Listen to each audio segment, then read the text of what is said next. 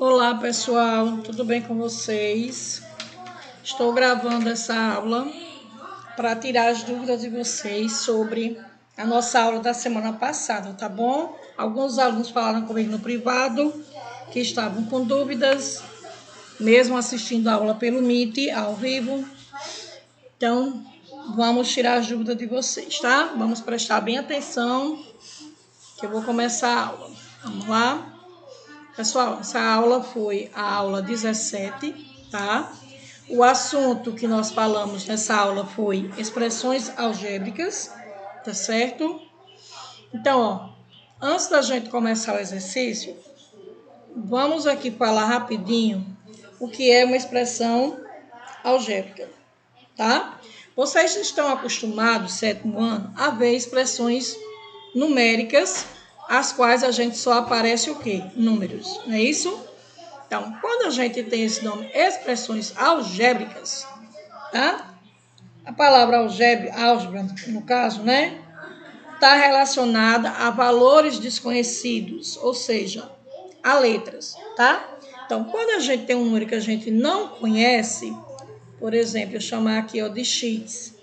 X é considerado um valor desconhecido de um número qualquer que eu queira representar, tá?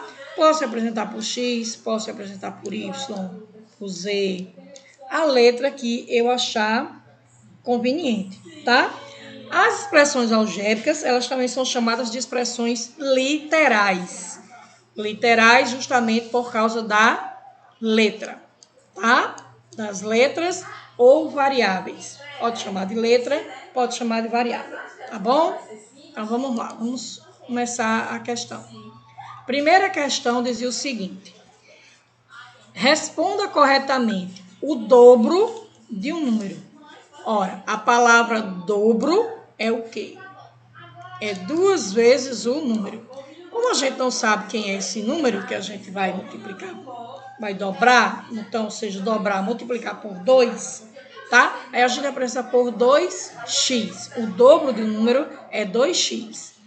Aumentado de 15. Então, aumentado somado com 15, tá?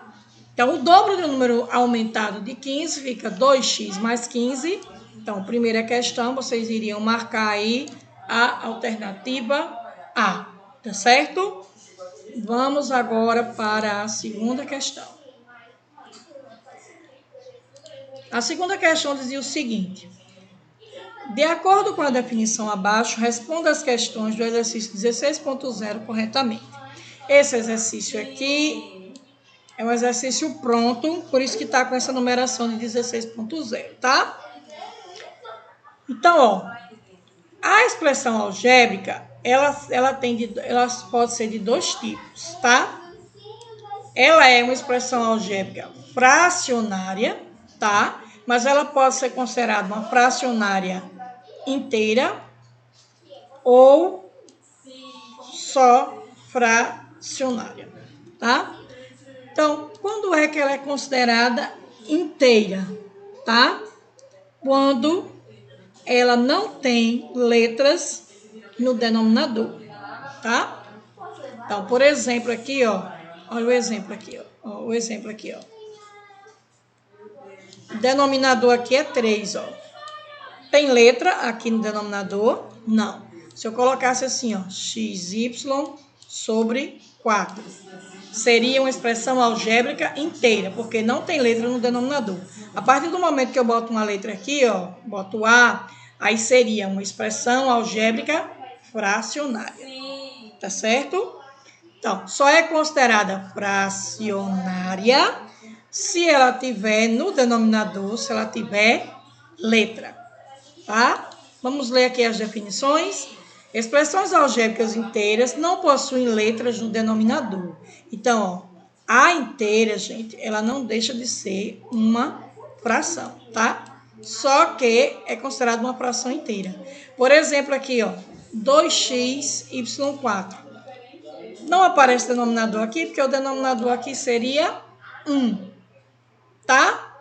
Esse denominador, ele não pode ter letra. Se a partir do momento que tivesse uma letra aqui, ó, se eu botar um x aqui, ó, deixa de ser inteira e passa a ser fracionária.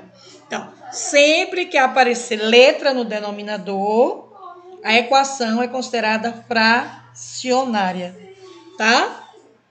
Tem outra observaçãozinha aqui, tá? Se eu colocar uma raiz, nessa raiz não pode ter letra para poder ser considerada inteira, tá? Se tiver letra, se fosse aqui, por exemplo, raiz de 5x, o denominador, sobre 10 aqui em cima, tá?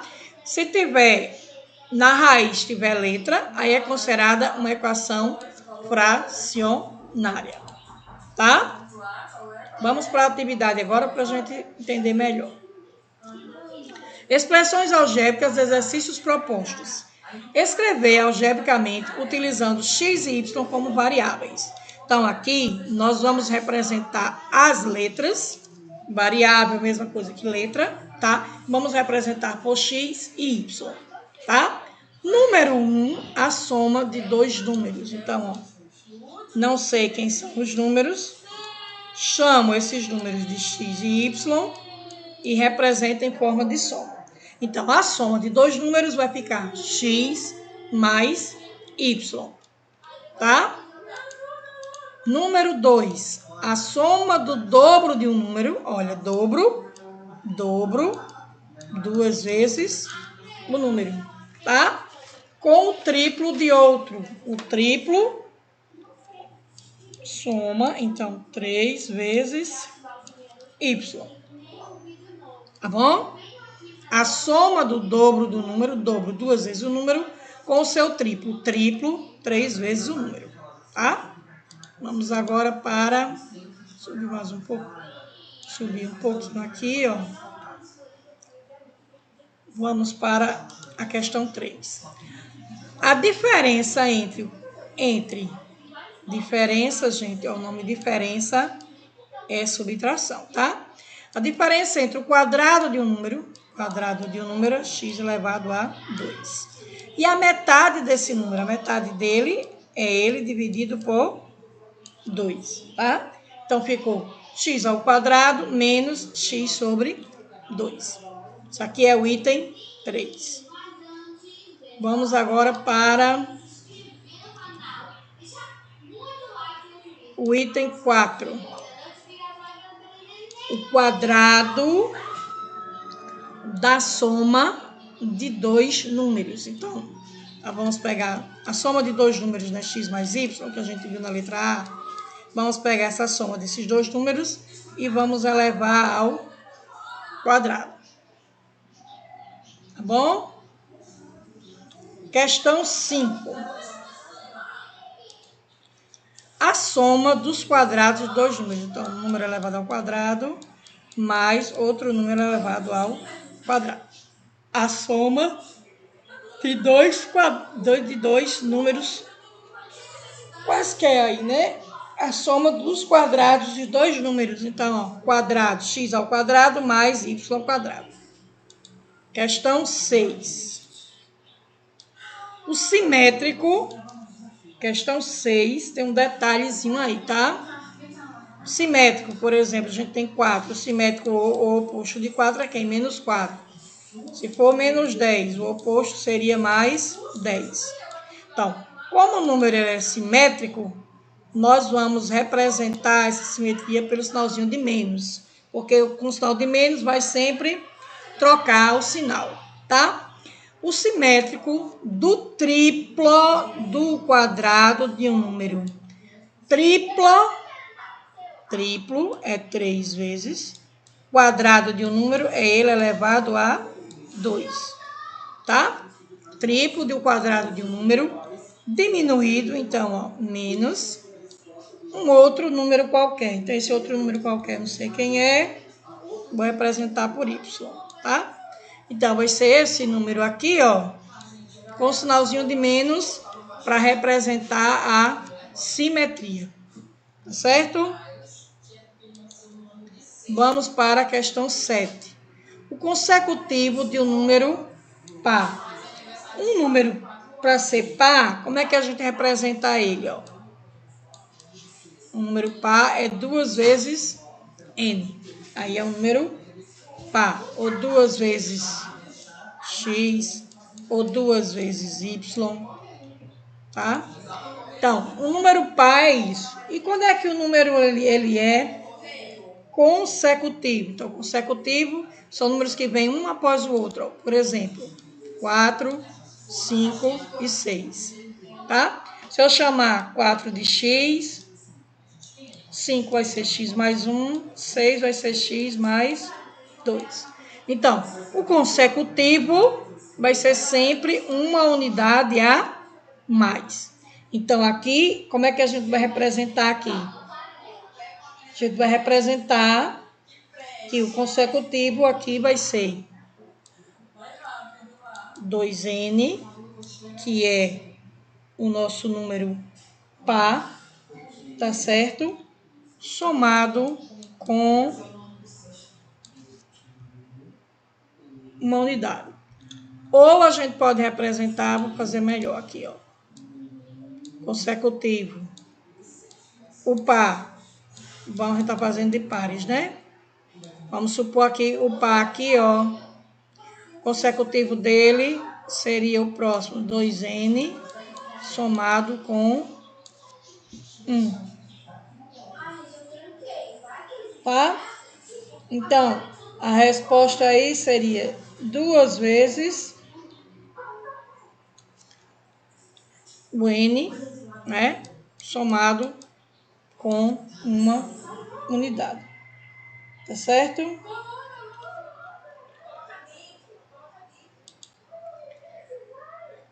O antecessor do quádruplo de um número. Olha, antecessor e sucessor. Vamos lembrar aqui. Nós temos aqui o número 10, por exemplo. Quem vem antes do 10? 9. Quem vem depois do 10? 11. Então, antecessor, ele é sempre uma unidade a menos, né? Se eu representar esse número por x, esse é x menos 1 e esse é x mais 1, né? Então, antecessor, ele é sempre uma unidade a menos. Tá? Então, o antecessor do quádruplo de um número ímpar. Como é que a gente representa o número ímpar? O número par a gente representa 2N, o número ímpar vai ser 2N mais 1. Tá? Aí a gente vai fazer o que aí?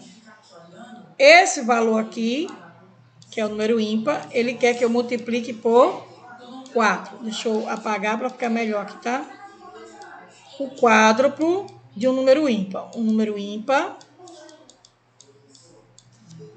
tá? E ele quer que esse número seja antecessor. Então, quer que venha antes. Então, isso aqui ainda é subtraído de 1. Tá?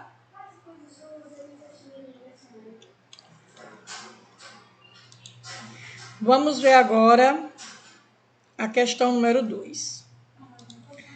A questão número 2 é para classificar as expressões. Lembrando que a gente viu inteira e fracionária, tá? Lembrando que as inteiras, pessoal, também pode ter denominador. Só que nesse denominador não pode ter letra, tá? Então, aqui, ó. Aqui será inteira. 10 inteira. 11 inteira. 12 inteira. 13 fracionária, ó, que aparece letras no denominador. 14 fracionária, letra de novo no denominador. 15 inteira. E 16 inteira. Por quê? Porque para ser fracionária aqui teria que ter letra dentro do radical. Tá certo? Bom, pessoal, espero que tenha ajudado vocês. Qualquer dúvida podem falar comigo no privado, tá? Estarei à disposição de vocês, tá bom? Forte abraço e até a próxima aula. Tchau, pessoal.